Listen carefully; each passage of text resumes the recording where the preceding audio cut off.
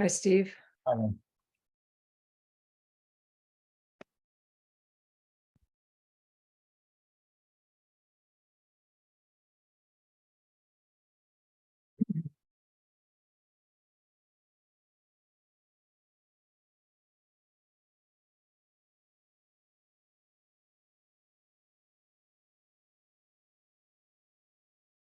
Hi, everyone.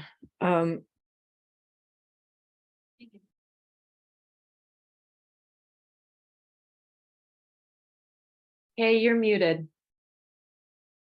I think you're talking, but we Yep. can't. There you go. I'm Kay Peterson. I'm the chair of the Dover Board of Health, and I would like to begin today's discussion, which is about the swimming pool at the Charles River School, by having people introduce themselves, please. So why don't the other members of the board introduce yourselves? Steve Kruskal, member of the board. I'm John Quackenbush. I'm also a member of the board. And Jason? And I'm Jason, not a member of the board, but I am the board health agent. And why don't the rest of you from Charles River introduce yourselves? Some of us know some of you and others don't. Thanks. I'm Elizabeth Clayton. I'm the associate head of school and also for just a couple of weeks, the acting head of school. Gretchen Larkin finished her tenure a week ago, and Gabe Bernstein, who's also on the Zoom, will start his tenure as head of school on Saturday. And so I'm the in-between head of school. So lucky me, this falls under my under my watch.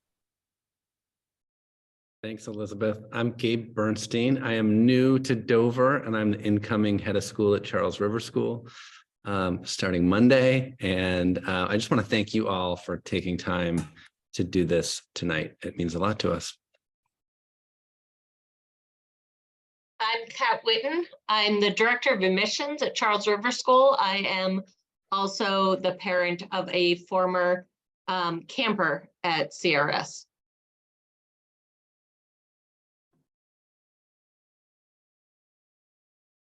Who else? Zachary Swale. I'm Zachary Swale. I'm the director of facilities at CRS.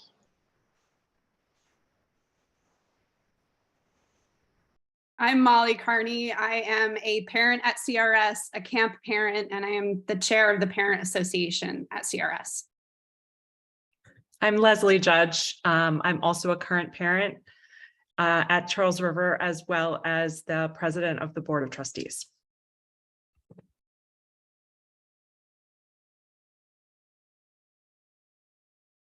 Has everyone else gone? Hi, I'm Jessica Thompson-Somel. I live in Dover. I am a past parent of the school and a past camp parent of the school. Great, thank you all for introducing yourselves. I think most of us know a lot about the situation, but I would like to have Jason begin by summarizing where we are with things and give a little background about pools, and probably more than you already know more than you ever wanted to know about pools, but perhaps learn a little more and about the role of boards of health in regulating pools. So Jason, do you want to begin? Yes, please. And thank you for the introduction. And I want to thank everyone on the call as well. I know this was kind of short notice that we kind of all pulled together here for this, to discuss this whole situation, but I appreciate everyone taking the time. So anyway, a couple of you have already heard me explain this whole story and sort of lay everything out there, but there's a number of you on this call who I've never spoken to or met before, so I'm just going to kind of start from the beginning here, if you'll bear with me. So I went out last Tuesday, which I believe was the 20th, to do the pre-opening pool inspection for the Charles River camp. So I showed up there last Tuesday afternoon, and I guess I didn't realize going into this, I didn't really know much about the pool. So I was kind of just treating it as any other pool inspection. I showed up, it was an above ground pool, which is very, very unusual for commercial pools. So off the bat, that kind of threw me for a loop. And as we kind of got into it and started going along, there was a few other things that jumped out to me. You know, there was no signage around the pool, which is a requirement. No shepherd's hook. There's only one ladder going in the pool. No emergency phone. So there was just a few things that kind of jumped out off the bat. So we kind of went along. I was chatting with, you know, the folks at the Charles River School and also the gentleman who are hired to take care of the pool this season, Pool Pals. And the way I kind of left off with them at this inspection was, you know, there's kind of a lot of questions here. I'm going to have to do, you know, some digging and kind of get back to you guys. So I did just that, you know, between combing through the pool code, you know, the requirements and also consulting the state. You know, there was as I was looking into it, there was a few other things that kind of popped up. Another of which was there needs to be 4 feet of clear walkway around all the entire perimeter of the pool, which there's not. Another item too, and I missed this when I was first out there. You need to have a backboard with straps, which the school does have. It was tucked away in their shed, and I just, you know, missed it when I was first out. But anyway, so I consulted the state because this, you know, the whole situation kind of just threw me for a loop. It was just, you know, a lot of things kind of coming up all at once. And so what ended up happening is a gentleman from the state called me in response to my email and basically said, don't let this pool operate because it's not at all compliant. So I kind of took that. I obviously, my first phone call following that was the school and just, you know, kind of explained to them what had taken place. And then from there, you know, here we are. So ever since then, you know, the folks at the school have been great, trying to do everything they can to get this pool as compliant as they can by the time camp starts, which, you know, was today. So I think initially there were 7 or 8 items that needed addressing. And correct me if I'm wrong, but I think we have the list basically down to 2 or 3 things at this point. Emergency phone is supposed to be installed this week. And the other 2 items, the walkways, you know, obviously will need to be addressed before it can be fully compliant. And the one other item I've yet to mention, the pool needs to have a main drain in the, you know, on the floor area of the pool, which it doesn't have because it's an above ground pool. So this is kind of where we stand as of right now. So kind of what I've done is, you know, rather than make this decision all on my own, I kind of wanted to turn it over to my board, you know, get their takes and you know, have them make a decision on how this should be, you know, for this season and for going forward. So that's kind of where we're at.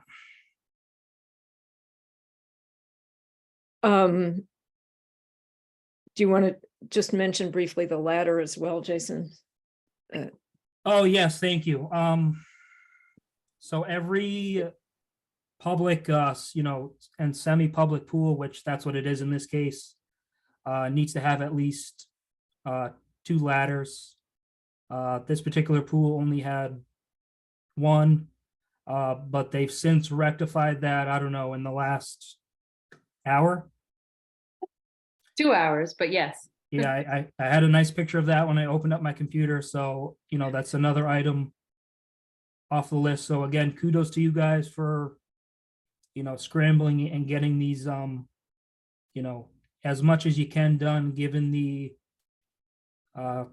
short notice. I mean, and I said this to you earlier, Elizabeth, it would have been nice to figure all these things out 6 months ago or however long ago, so we had more time, but we found out last Tuesday, so here we are. So I would say that this leaves 3 items not yet, as you mentioned, Jason, not yet completely dealt with: the walkway around the pool. Yep. The main drain, and the landline phone. Mhm. And I wonder if you could speak to the safety issues associated with each of those, please. Yeah, so when it comes to the emergency phone, I know everyone's instinct is to say it's 2023, we use cell phones. And trust me, I get that. But the requirement and the state's been pretty consistent on this, that it needs to be, a permanent fixed landline type thing that can be easily accessible and, clear dial tone, so the person on the other end can actually hear you and respond to any, emergencies as necessary. So needs to be a landline. There's no way around that as far as I know. In terms of the other 2 items, the walkways, for that, it's just about being able to easily access the entire perimeter of the pool and, get around it at any given time for any given matter. In the case of the Charles River pool, really only one side of the pool, I think, meets that requirement. The entire rest of the perimeter is maybe 18 inches at the most, maybe even a foot in some areas. So It's a foot and a half about around. Okay, yeah. So really not that close. And the drain just has to do with, number one, being able to drain the pool, but also the circulation of the pool. So right now, the entire circulation consists of just, basically the skimmer. So the entire contents of the pool are passing through just that skimming area. So that's kind of the need for that. Could you mention the number of hours for completion of turnover of the water? Yes, great question. So there is a requirement as well that the entire contents of the pool, meaning the entire volume of water, needs to turn over. So, pass through the circulation once every 8 hours. In the case of this pool, it's pretty close. I mean, what did you say earlier, Elizabeth? It's around. It's 9. Yeah, it's 9. We calculated when Matt was there on Friday. It's an 18,000 gallon pool. And Yep. so it turns over every 9 hours. Okay. The other thing that I've learned in this process is that an above ground pool can't have a drain, the kind of drain that is required by the regulation. Is that correct, Jason? Well, no, actually, it can. It's just, as Zach is probably learning, it's a complete nightmare to try and do, which is It's why also, go ahead. it also wasn't recommended from either my contractor or Central Pools, which deals with these on this regular basis. They basically, you'd have to put 2 in based on the pool, and a safety. My contractor that's done the liner and everything else with this pool has said it would really be a safety issue to put 1 in. And he just didn't feel comfortable. He asked me when I told him that we were being asked to do it. His first question was why, and then look, this is not actually something that above ground pools typically have. It's not, and again, like most of the codes are with the intent of an in-ground pool, and we just happen to have an above ground pool. And when I talked to Central Pools out of Framingham, they could only recall of 2 like ours really that they deal with. So it's really an anomaly. Yeah. Yeah. Is there, can I ask a question about this is Jessica, about the just the regulation piece of it, what does the state say about this anomaly, or does it not address it in its regulations around above ground pools requiring or needing to have a drain? I mean, the regulation's really designed, it doesn't say explicitly you can't have an above ground pool, but it's really written with the idea of it being an in-ground pool. So that's why, you know, when the state got back to me, they basically were like, no.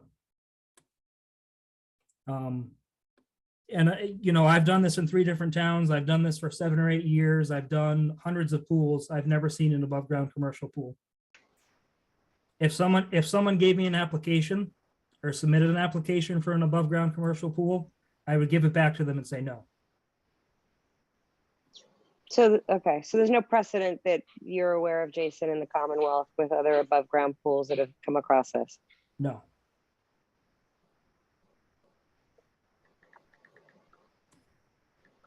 So I think that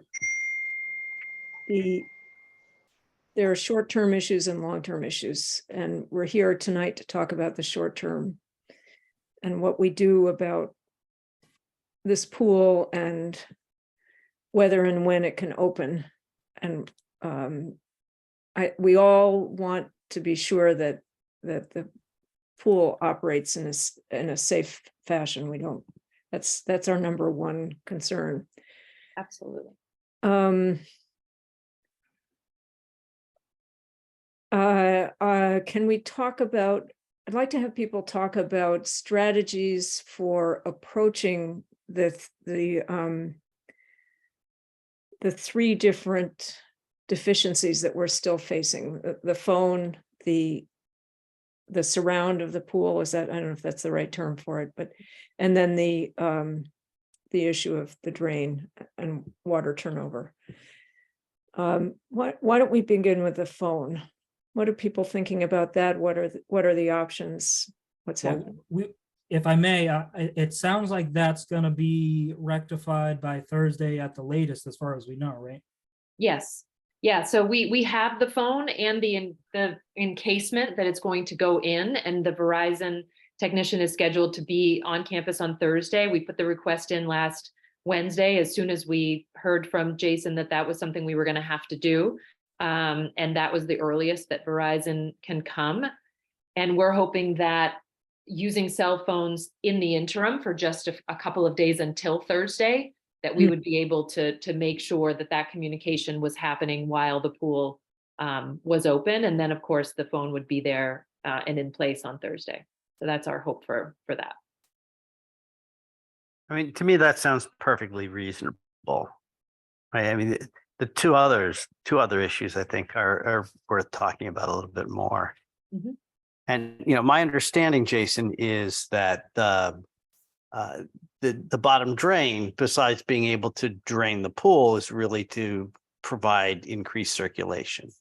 Correct. Right. So the water gets filtered. Mhm. And, you know, it seems in this case, there would be 2 options. One would be to upgrade the pump so you get greater turnover. Mhm. Although the question is whether or not that's a good investment. I don't know, you know, what the long-term plans are for Charles River School in this pool, given that it's a 15-year-old above ground pool, or, you know, and I don't know how long it would take to get, you know, a higher throughput pump. But, you know, the other option might be just to provide or just to perform more regular testing on the water quality to make sure that there's no coliform bacteria building up in the pool. Mhm. John, we talked about both of those things actually with Jason, and you're absolutely right. We can have a new pump and filtration system put in that would increase the turnover.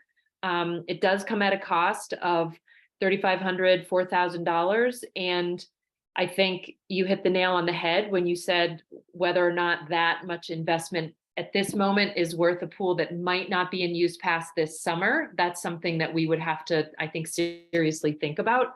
As it stands, the turnover rate is 9 hours instead of 8 hours. And we've already started looking into, I've asked Pool Pals, who is our pool administrator for the summer, to look into labs where they could perhaps do some additional weekly testing to see bacterial testing to make sure that the water stays safe. He's never done it before. This is the first time that this has come up in his career of working in pools. So he needs maybe a minute to research that and see where they might be able to take the samples, or if Dover has a recommendation for a state lab or a facility, we'd certainly be willing to work with them and reach out and get the protocol for the collection and make sure that we start that as soon as possible. Yeah, and so Elizabeth, literally 5 minutes before we started the call, I responded to your email and just sent you a link that you can use and just, great. you can search for basically any local state certified lab, and you can use any one of those. You just would need to make sure that they do what you were asking them to do as far as the pool testing goes, because not every lab does the same thing. So Right. And I haven't been here long enough to really give you specific names, and we can't really give recommendations anyway. Okay. And Pool Pals does mostly residential pools, so that's probably why they're a little not sure on that whole thing. And I'd like to add too, the pool is only used about 6 hours a day. So even with that 9-hour turnover, there would never be another person in. It's used in such a short window from about 9:15 till about 2-ish, 2:30 during the day. So the turnover is always being done before the next time someone is in there. So I think that's very important to mention as part of this whole thing. And I also would like to mention with the walkway as well, when I asked my contractors about the deck, they're like, we don't typically put a deck of that size 4 feet around all around the pool. Again, the interpretation is for an in-ground pool versus, again, we have a above ground pool. And as Jason said, he probably wouldn't even had approved this back in the, when this was approved, and that was about 14 or 15 years ago, because there is well over 4 feet of walking area around the pool, and then about the 1.5 feet, 18 inches of deck around the pool for about 3/4 of the pool. So I think that, again, that's an important thing to think about when it has been approved for 14 or 15 years. And during this time period, we've only had applied to variances back in 2010 for when we got a wheelchair cart put in, or a wheelchair chair to put, a handicap capable person into the pool. I have a So question. how many, I'm sorry, go ahead, Kay. Would Pool Pals collect the specimens and deliver them to the lab? We can ask them to, yeah. And Matt was gonna get back to me as soon as he looked into it. But if there's a lab I can tell him to go to, then I'm sure. I think they're contracted to visit at this point once a week, possibly twice, but we could certainly add that to their weekly visit, that they're taking a sample and bringing it to a lab. Absolutely. And how many weeks does the camp run? 8. It starts today and it finishes August 17th. Thursday is the last. So a little shy of 8 weeks, since we're already into this for week 1, and week 8 stops on a Thursday. So we've talked a little bit about the phones, and we've talked about the water circulation and testing. What about the walkway around the pool? The safety issue there is rapid access in an emergency of one of the lifeguards to the other side of the pool. Yeah. And if someone was sitting on the edge of the pool, that would make that very difficult. Mm-hmm. So what we, in the state regulations, it recommends 1 lifeguard per 25 swimmers. We never have more than 15 kids in the pool, and we're proposing having at least 3 lifeguards there so that they can be located at either end and one in the center of the pool, so that no place would be inaccessible at any given time. So that there would be a lifeguard positioned sort of at each corner of the pool, so that they wouldn't have to get around people. They'd already be like one on each end and one in the center so that they could get into the pool and quickly get to anybody who was in distress. And that's something we've done. There have always been at least 2 lifeguards on duty for those 15 children. And so this summer we suggest adding a 3rd to make sure that we're just being extra safe and that there's access to all areas of the pool at all times. And how big is the pool, Elizabeth? It's 31 by, It's about 30 feet by 18 feet. yeah, so I mean, it's not big. not a big pool by any means, so that's, So 3 people would, yeah, it would be, Yeah. they could get to any point pretty quickly if there were 3 people stationed at spots spread out around the pool. And the pool is only 4 feet deep. Yeah, the pool is 4 feet deep all the way around. There's no place deeper than that. So unlike some of the in-ground commercial pools, all the lifeguards can stand at every point of the pool at all times, right? Yes. 100%. I think what's somewhat interesting to note as well, most in-ground commercial pools actually don't have lifeguards. If you look at it, it's technically not a requirement. Right. It's something that just basically the Board of Health can request or ask that you do. But if you don't have a lifeguard, you still need to post, signage in big lettering saying no lifeguard on duty. I'm sure you guys have all seen that sign somewhere. So I don't know, just kind of to put it in perspective, in-ground commercial pool with no lifeguard versus this pool we're talking about here with 3 lifeguards. I feel like that's important to point out. Yeah.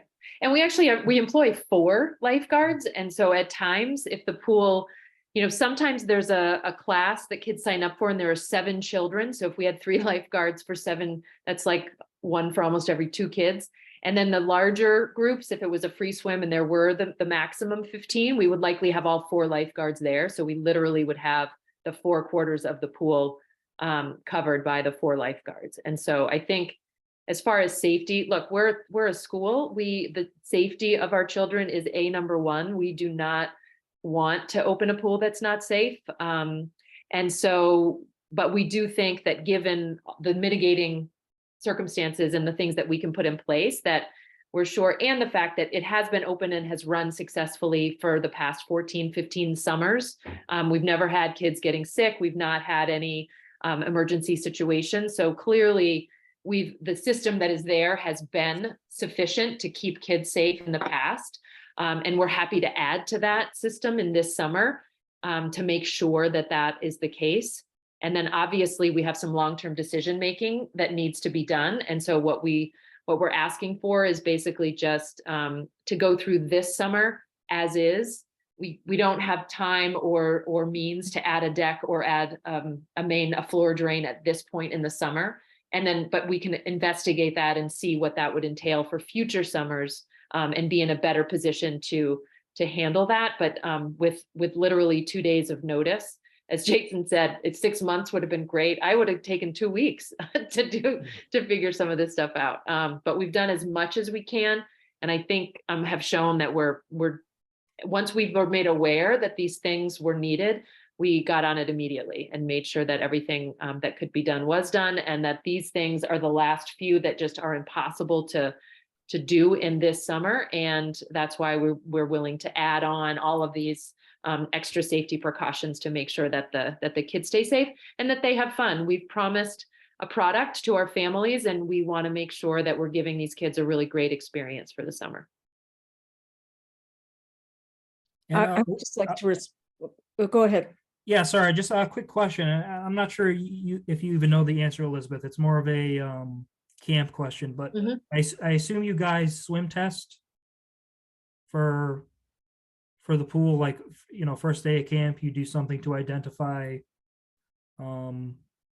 weaker swimmers and things of that nature. And yeah, the lifeguards, the first time they'll visit, they'll go through a process of making sure they identify the kids that are strong swimmers who would need help. So they'll have an eye on the kids and when there are smaller kids in the pool, those are the times that we'll definitely have the 4, whether or not there are 15 of them. If there are young children in the pool, we tend to have more lifeguards on duty. And we also have small life jackets for the younger kids that are maybe, If they need them. Yep. if they need them. So we have an abundance of those. Okay, great. I was gonna ask that as well. So just Yep.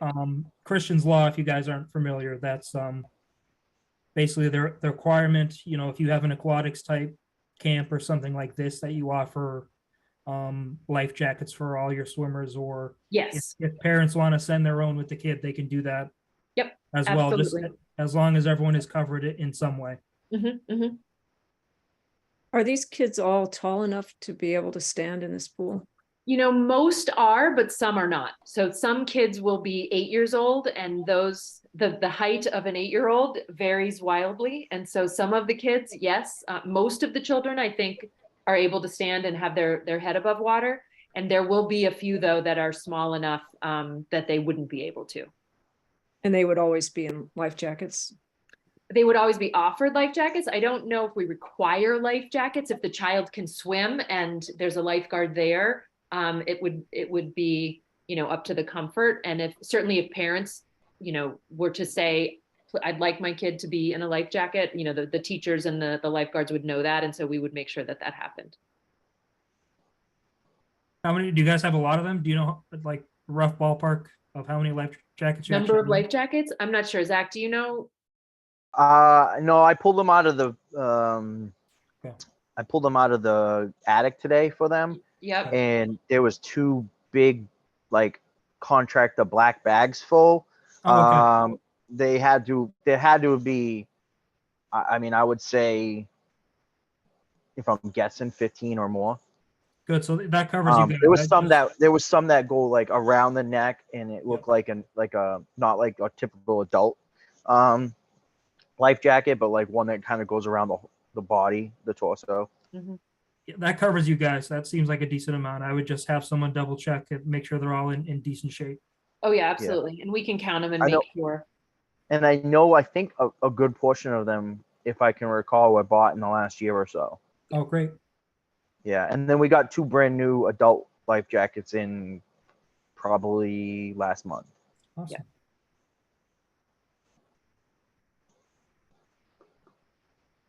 So any other discussion? Steve and John, do you have any thoughts? I would say, what about questions for the people from CRS, and then we'll begin a deliberation period in a minute or two.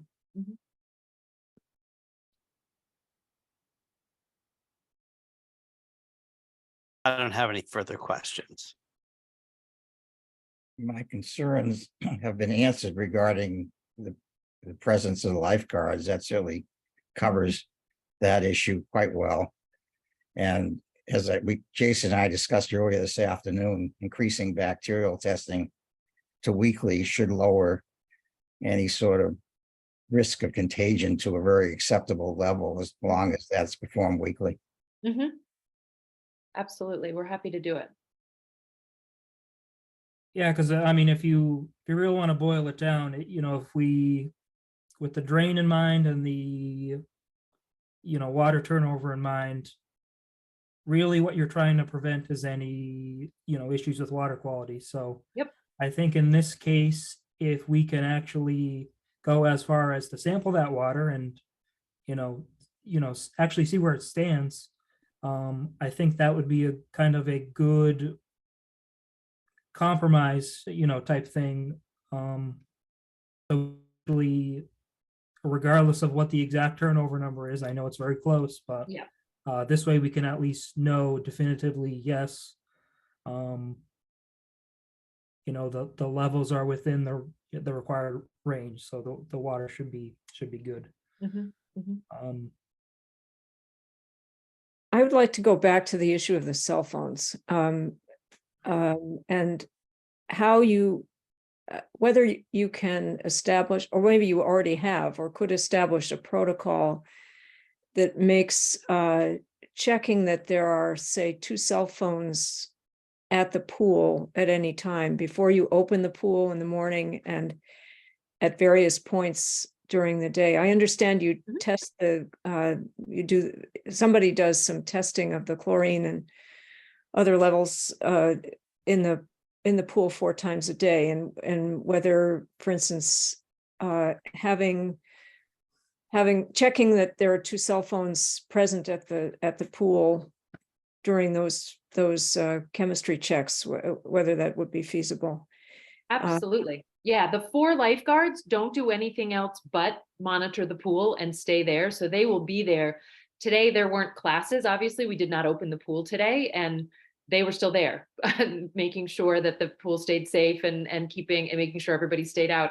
And so, yeah, they will be there, and we can easily, I can make sure that either myself or we have an administrator on duty each week. That person can just swing by while the classes are happening and make sure that that in the interim before the permanent phone is there, that we're checking to see that the lifeguards have their cell phones and are ready to go. Absolutely. The permanent phone's going to be there on Thursday though, right? Yes. So we've got 2 we're days. really talking about Tuesday and Wednesday and possibly Thursday, Yep.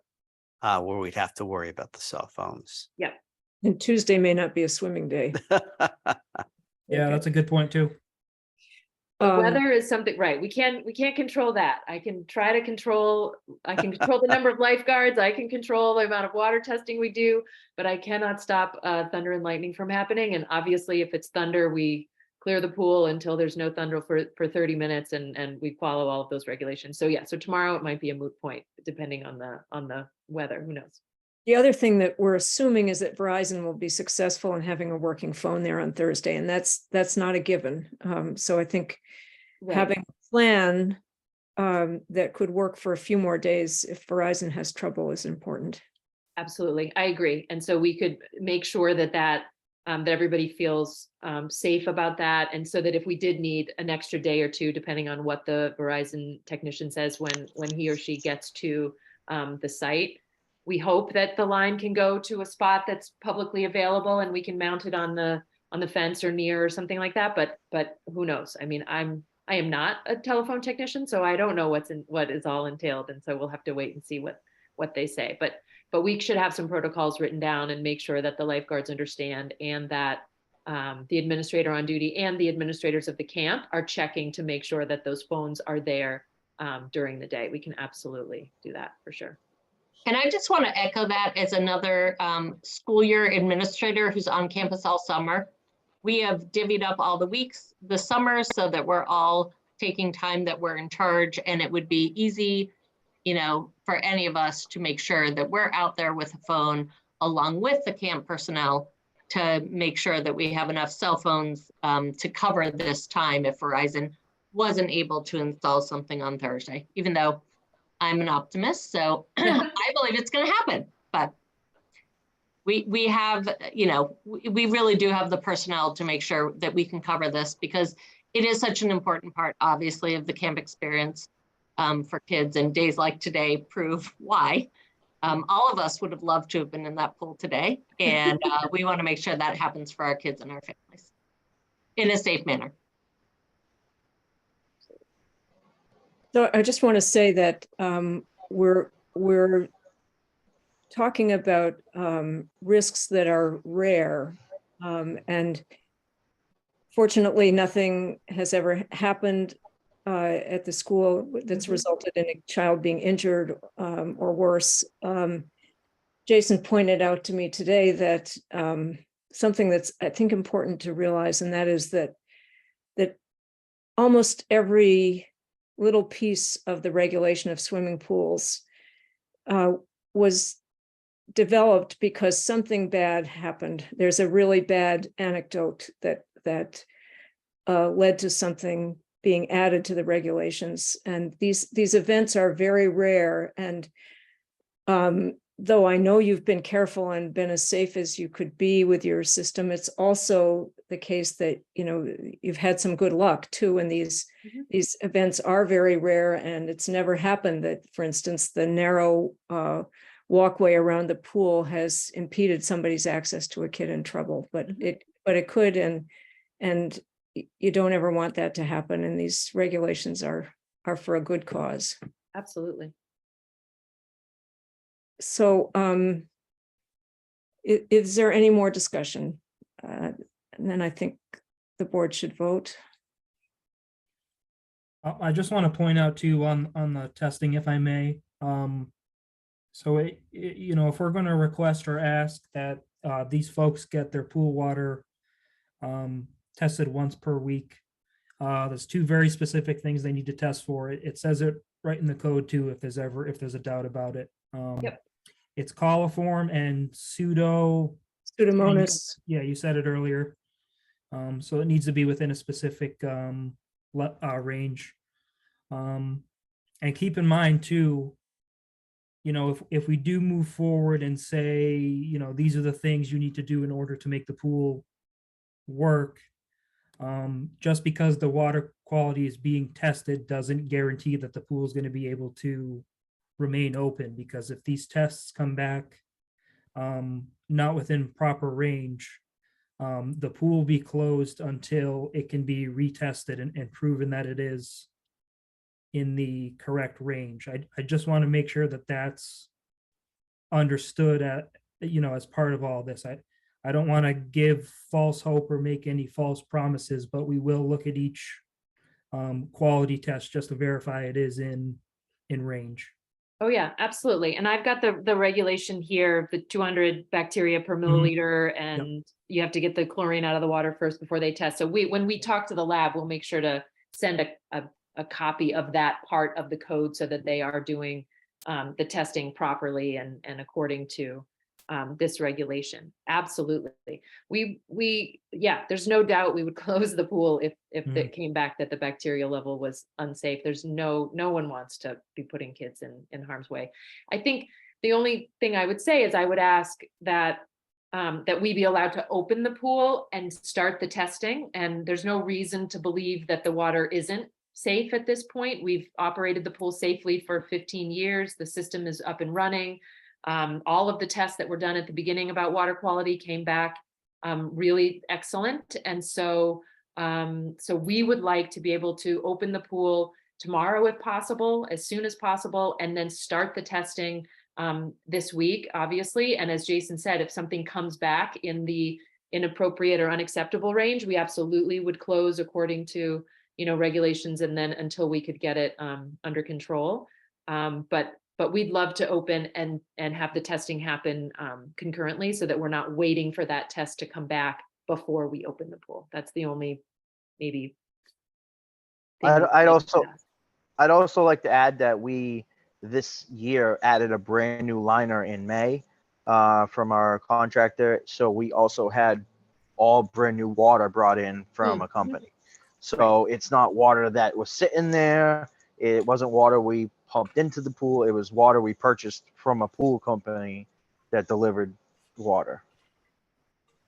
So yeah, we're starting with a pretty good product, and we'd love to be able to open the pool and then test weekly from here on out. Steve? I would suggest that you test on a Monday or Tuesday and expect that the results would turn around in 48 hours, such that there wouldn't be long weekends intervening regarding this. Right, absolutely. Yeah, So if we you get can it tell. going tomorrow, that might fit that time frame. That's a great idea. It's a good point. And just out of curiosity, does the holiday affect any days or anything next week? Yeah, there's Yeah, no we- camp on Monday and Tuesday. Okay. Next week, it's just Wednesday, Thursday, Friday.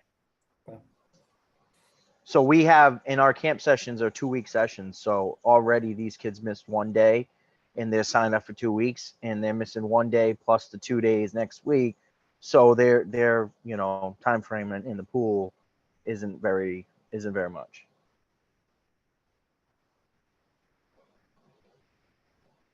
Any further discussion? No. So we need to frame a motion here.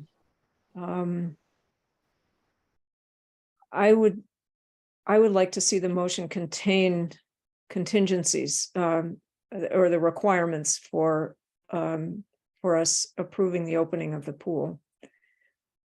But maybe that's too much. What do you all think?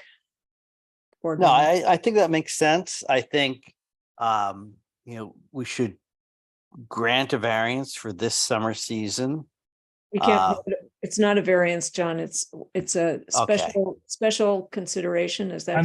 if I may, I'm glad John actually said that because yes, there is the option of variances and basically a way around doing some of these things. It's just when it comes to pool variances, not only do we have to approve them, but the state also has to approve them before they can move forward. I don't believe the state has or would approve any variances for any of this really. So I think in this case, it's gonna kind of be, special permissions in order to make this work for the time being while you ultimately do these things when you can get to them. Mhm. Right, so then we grant the school special permission to operate the pool. Provided that there are 3 lifeguards stationed at the pool. There is an interim cell phone policy developed and provided to the board, requiring that at least 2 individuals with cell phones be present at the pool while children are swimming. And then third, that the school do weekly coliform and Pseudomonas testing on Monday with a lab that would provide 48-hour turnaround on Mondays. Is it realistic to think we can get a lab to do a turnaround in 48 hours? It would seem that way. These organisms grow out pretty quickly. Yeah, Right. well, how about 48 to 72-hour turnaround? That way it would come back at least midweek. Mhm. And Very actually, well. I don't know I don't know the turnaround time, so Is that it'll depend on the lab. aside from the turnaround time, does that seem reasonable to everyone? Seems very reasonable. Yes,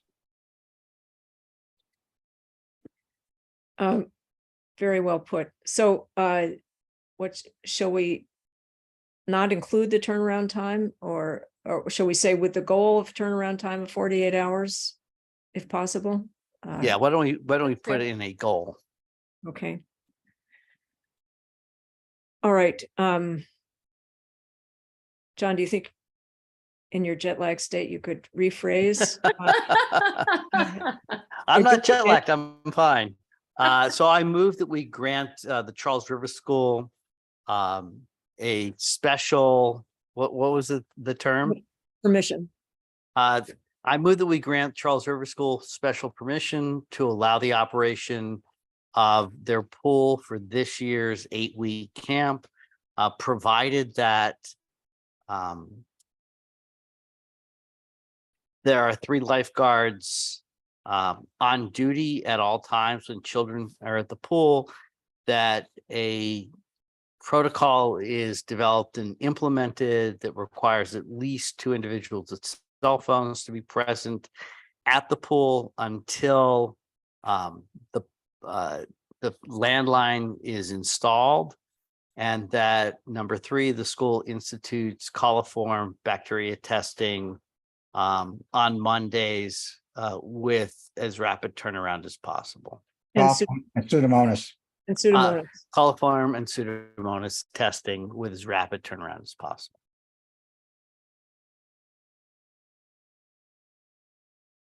Second, All right. Let's vote. John, Yes. Steve, yes, Kay, yes. All right. Now, let's talk for a minute about the long-term question. So Jason, you want to address the long-term question? I think you have so much more experience than everyone else on this call combined. Your sense about what the long-term picture holds for the Charles River School pool. Yeah, I think obviously as part of this whole thing, we need to come up with something, we need to have a plan in place to make sure this pool's 100% compliant for next camp season. And honestly, I don't know if that means I don't know if that means working with the pool that's there now, or possibly even considering, do we just put in an in-ground pool and do this all right? That's up to you guys. That's not our call, but just, that's kind of my immediate thought. Because I mean, based off of what, Zach said tonight and also earlier, it sounds like everyone he's asked about the strain has basically said, no way, not touching that. I'm not going to do that for you guys. So I don't know what that's going to entail. I don't know what the cost is. I don't know how invasive it's going to be. I don't have the answers to all that. I mean, you would have to empty water from the pool, dig underneath it, right? Install a drain on the bottom. That's going to be fairly expensive already. It'd be a substantial fraction of what it would cost to dig a hole and put in a new pool. Yeah, and I, as I mentioned to Jason, because I was going through these codes and trying to figure out if it felt like it was in ground or above ground, and it felt very all over the place, and nowhere did I see it required a deck, because so I searched and nowhere. So I said, all right, well, what's the option of just removing the 18-inch deck that's around the pool, that's currently around the pool? That was the other thing, and but then you have the fence that's still up, so it's the same thing, because you require a fence to go up the pool. We're down now. We're compliant with the 4 feet around the pool, but the fence is still required to be up there, so they can't get up there anyways. So that's why I think it's been passed for all these years, and way back in 2000, whatever, I think it was 2009 when they approved the pool in the first place, was that there was 4 feet around the pool, not counting the deck. So that's why I mentioned to Jason, well, what if we just remove the deck? Now we're compliant with this 4 foot. Because the other thing is we have that electric, the handicap device installed that is in the concrete slab right around the pool. So we can't even, in that area, we would have to move that device about 3 feet over, which is a whole nother issue. I'll just say, this is Leslie, just from the Board of Trustees perspective and thinking about campus planning and obviously long-term thoughts on facilities. And this is obviously something that's going to be discussed by the board. The board will be updated about this whole conversation, because clearly it's something that we need to take a longer term look at and make sure that we are doing things right going forward. So rest assured, this will be a larger discussion. I don't have any answers right now, but definitely it'll be a conversation. The pool just moved up on our buildings and ground committee agenda for next year. Absolutely. But we're happy to be able to use this pool safely this summer to get us through the summer that's already started, and then have the time to properly consider and make a plan. And any questions, obviously we want to work with you all and Jason to make sure that things that we do, either to update what we have or to put in new, that we're not going to end up in this situation again. And so we definitely will want to work with everybody here to make sure that we're making choices that are going to last this time. I don't think any of us view this solution as something that we could live with next summer. Yeah. Is that correct, Stephen, John, and Jason?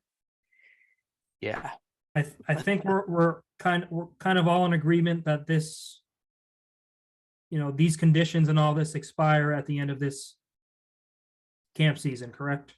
Mm-hmm. That's the Yes. understanding.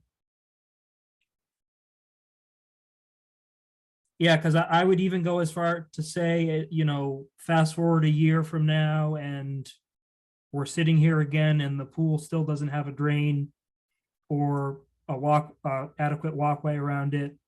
I think the answer to if, will it open, yes or no, the answer would be no.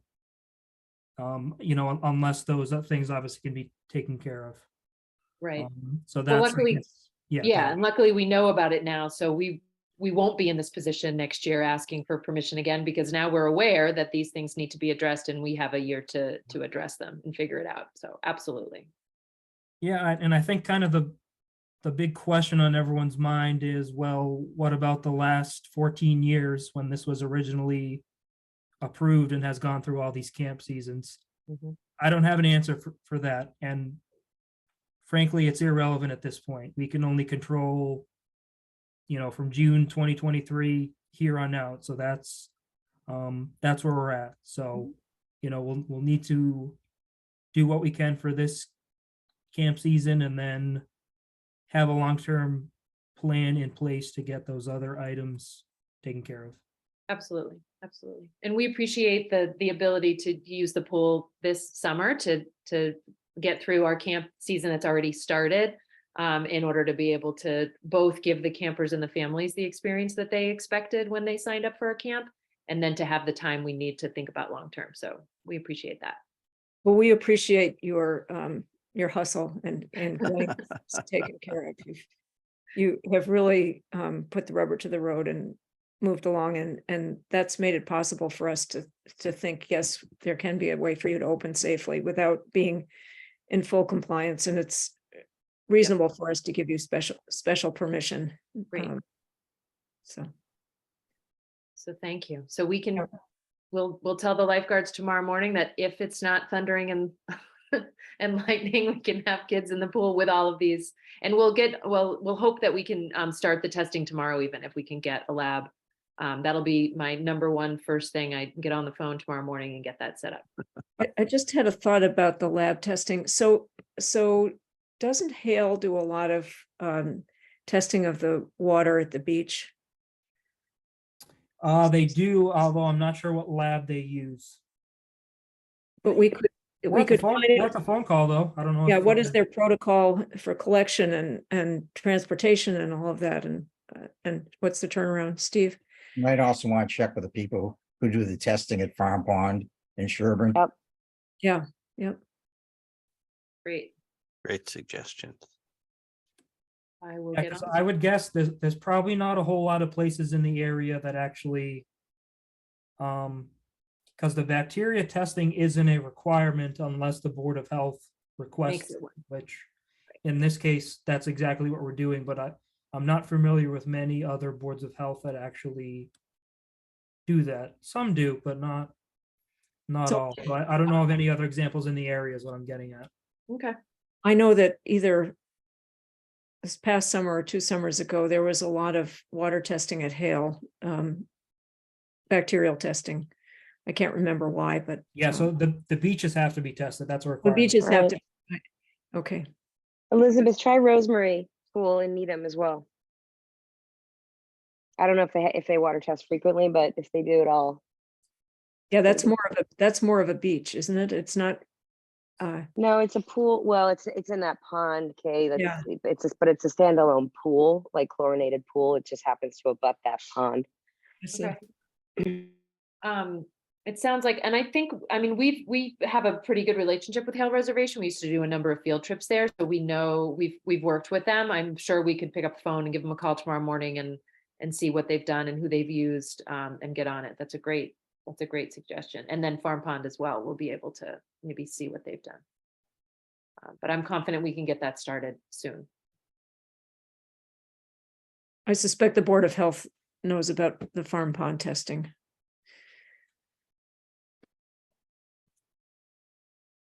I mean, the Sherburne Board of Health. Right. Okay. Anyone else have comments or questions? I want to thank Elizabeth for spearheading this for the Charles River School. And I want to thank all of you for just being here tonight and getting this done. Certainly the Buildings and Grounds Committee of the board is going to be in close relationship with you, Jason, and with you all as we think about what 2024 is going to look like. But this, again, this means a lot. I should have mentioned at the top, I'm also a camp parent. I've got 2 kids who are going to be excited to put on their swimsuits tomorrow. So Yeah. Assuming there's no lightning and thunder. Yeah. Yeah, exactly. We'll try. Controlling nature will be next on our list, John. We'll get on that. John, counting on you. All right, I'll work Okay. on it. Thank you. Everyone, thank you very much and Thank you. Thank night, you all very everyone. much. bye. Thanks, Appreciate guys. it. Good luck. Thank you.